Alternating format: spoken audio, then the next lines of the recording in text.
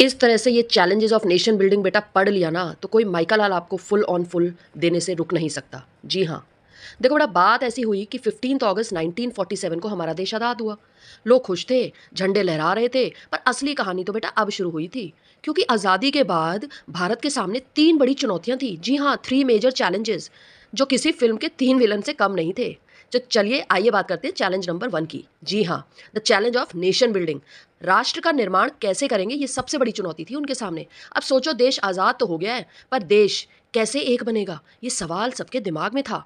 क्योंकि भारत कोई एक रंगी देश नहीं है। यहाँ 100 से ज़्यादा भाषाएं, दर्जनों धर्म, अलग अलग परंपराएं, मतलब मिनी वर्ल्ड है अपने आप में भारत। पार्टीशन ने आग में घी डाल दिया। हिंदू मुस्लिम दंगे, लाखों लोगों का पलायन और नफरत की जो दुश्मनी की जो लकीरें खिंच गई वो अलग। ऐसे देश में एक धागे में पिरोना सबको सबसे पहली चुनौती थी। जी हाँ, सबसे पहला चैलेंज, यानी यूनिटी इन डाइवर्सिटी, जिसको सिर्फ नारा नहीं बल्कि जीवन का आधार बनाना पड़ा। अब बात करते हैं सरदार वल्लभ भाई पटेल की। जी हाँ, वो थे असली आयरन मैन ऑफ इंडिया, जिन्होंने 500 से ज़्यादा रियासतों और भारत में मिलाकर देश की टेरिटोरियल यूनिटी को बचाया। उन्हें ही आगे किया गया सारे प्रिंसली स्टेट्स को, जो मना कर रहे थे कि या तो आप, जब उनको ऑप्शन दी गई कि आप या तो इंडिया जाइए या पाकिस्तान, तो उन्होंने साफ मना कर दिया। क्योंकि बेटा देखो, सीधी सी बात है, वो आज़ादी से पहले अपना राज चला रहे थे अपनी प्रजा पर। अब उनकी रियासत उनके हाथों से जा रही थी, तो वो कैसे बर्दाश्त कर लेंगे। और अगर वो नेहरू और उस वक्त समझदारी से काम ना करते, तो आज शायद भारत इतने टुकड़ों में बटा होता कि नाम लेने के लायक नहीं रहता। दैट मीन्स कि अगर प्रिंसली स्टेट्स किसी भी कंट्री को नहीं जुड़ते, ना ज्वाइन करते, तो शायद तीसरा अलग राज्य बन रहा होता, चौथा अलग राज्य बन रहा होता। तो भाई साहब, ये था पहला चैलेंज, देश को एक रखना, सबको भारतीय बनाना और हर भाषा हर धर्म को बराबर सम्मान देना। चलिए बात कर लेते हैं बेटा चैलेंज नंबर 2 की, चैलेंज ऑफ एस्टैब्लिशिंग डेमोक्रेसी। जी हाँ, लोकतंत्र की स्थापना की चुनौती। अब बेटा दूसरा विलन आया डेमोक्रेसी। हाँ, क्योंकि आज़ादी के बाद ये तय करना था कि देश चलेगा कैसे। यूनिटी तो ले आए भैया, चलेगा कैसे, किस फॉर्म से चलेगा। कहीं कोई बोलता डिक्टेटरशिप सही है, तो कोई बोलता राजा महाराजा वापस आ जाएं।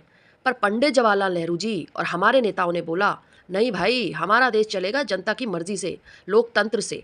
अब मुश्किल यह थी कि इतने बड़े देश में जहाँ करोड़ों लोग पढ़े लिखे नहीं थे, वोट डालना, चुनाव लड़ना, संविधान समझना, सब कुछ नया ही तो था। फिर भी भारत ने कमाल कर दिया। 1952 में पहला आम चुनाव हुआ, जिसे कहते हैं फर्स्ट जनरल इलेक्शन, और दुनिया दंग रह गई। जी हाँ, आपको पता है, वेस्टर्न कंट्रीज ने तो इंडिया को चैलेंज दे दिया था, और इंडिया ने इसको एक जुए की तरह, गैम्बलिंग की तरह, जो कि एक बहुत मेजर क्वेश्चन आता है आपका, इसको लिया। क्योंकि इतना विशाल देश, इतना बड़ा देश, और इतनी पीसफुली, इतनी ईमानदारी से चुना गया ये चैलेंज को निभाना, कि शायद ये हमारे फ्रेमर्स ही जानते हैं। चलो बढ़ते हैं अब चैलेंज नंबर 3 की तरफ। जी हाँ, सबसे बड़ी चुनौती, the challenge of development. Unity कर ली भैया, डेमोक्रेसी ले आई, अब कंट्री का डेवलपमेंट कैसे करें, विकास करने की सबसे बड़ी चुनौती आ गई। अब तीसरा विलन आया, गरीबी और डेवलपमेंट। जी हाँ, देखो बेटा 1947 में भारत की हालत एक्चुअली बहुत कमज़ोर थी। ना इंडस्ट्री थी, ना पढ़े लिखे लोग थे, ना टेक्नोलॉजी थी, ना पैसा था। बस एक जज्बा था कि अब अपने पैरों पर खड़ा होना है। क्योंकि ऑलरेडी बेचारे इतने ट्रोमैटिक कंडीशन से निकल चुके थे, पहले आज़ाद नहीं थे, फिर आज़ाद हुए तो पार्टीशन हो गया। तो अब नेहरू जी ने बोला, अब हम सिर्फ आज़ाद नहीं रहेंगे बल्कि मजबूत भी बनेंगे। और जी हाँ, यहीं से शुरू हुई प्लान्ड इकोनॉमी की जो एक जर्नी की अगर हम बात करें, प्लान डेवलपमेंट हमारा यहीं से शुरू हुआ। बनी प्लानिंग कमीशन, शुरू हुए 5 ईयर प्लान, जिसे पंचवर्षीय योजना कहा जाता है, और लक्ष्य रखा गया, गरीबी हटाओ, रोजगार बढ़ाओ, किसान की हालत सुधारो। अब हर राज्य में, हर क्षेत्र के लोग चाहते थे कि उनका इलाका भी तरक्की करे, डेवलपमेंट करे। तो बैलेंस बनाना तो बहुत बड़ा काम था। तो तीसरा चैलेंज को अगर हम समअप करते हैं, तो इसमें बताया गया कि सबके लिए समान विकास करना, just to build equality for everyone, to maintain self reliant economy, और समाज में इक्वालिटी लाना। जी हाँ, तो ये थे 3 बड़े चैलेंजेस। तो देखा बच्चों, और अगर हम बात करें कंक्लूजन की, तो ये 3 चैलेंजेस एक बेसिकली मिशन बन गए। तो बेटा 1947 में जब भारत को आज़ादी मिल गई थी ना, इन 3 चैलेंजेस ने असली असली असली परीक्षा ली कंट्री की।